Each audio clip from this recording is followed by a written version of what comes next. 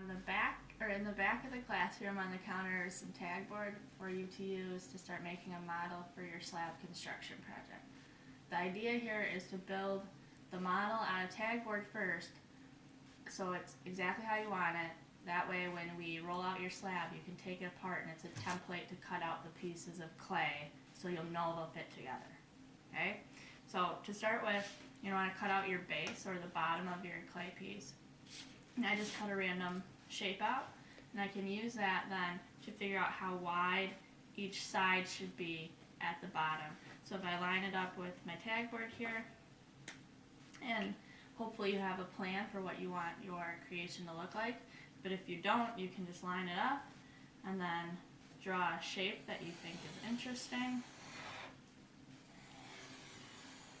like that, and then cut it out.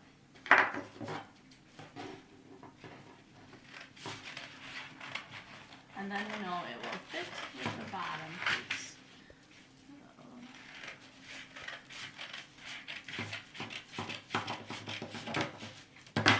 So I can take that, I know it's going to line up perfectly here. And I'm going to tape it in place. And at first, when you're building your walls up, it's going to be hard to get them to stand up, but as you keep working, it will get easier. And more geometric or angular shapes are going to be easier to work with than curves. So you can decide what you want to do. So now I'm going to do this side so you can see how to find a piece that will fit in. I'm going to make a shape. Actually, I'm going to make the exact same shape. So I'm just going to trace this.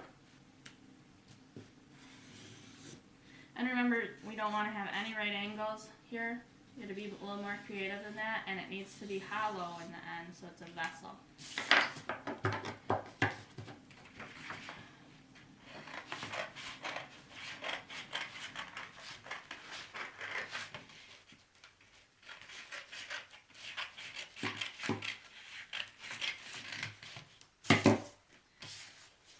Oops, I maybe didn't make that side the right width. I didn't measure.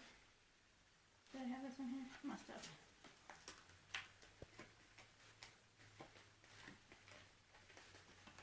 Okay. And this one, make it a little bit thinner.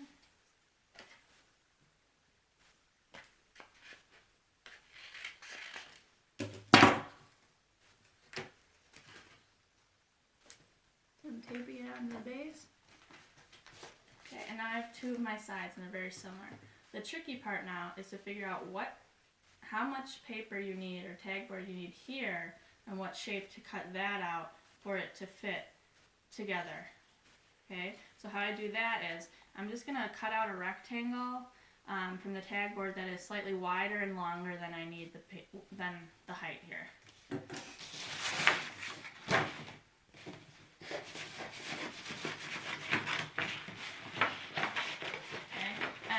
It's hard to do a little bit by yourself, but if you have a friend help you, it'll go a lot more smoothly.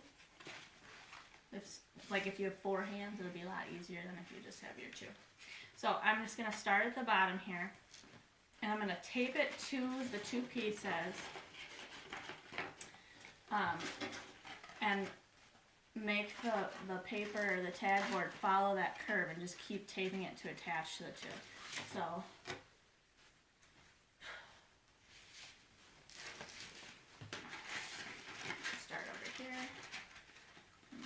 start near the bottom.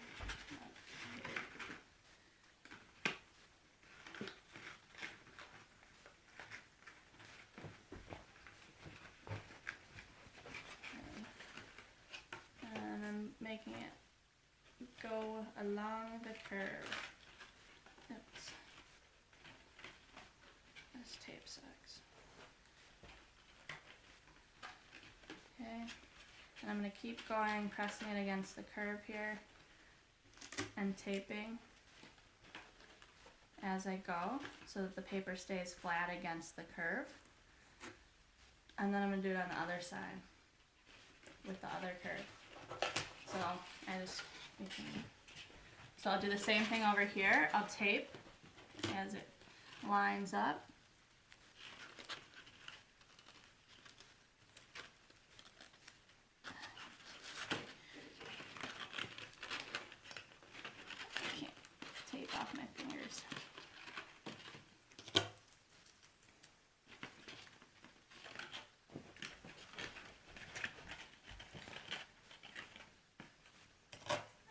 then once I have it taped to that curve, what I can do, alright, so it's like taped against that curve the whole way.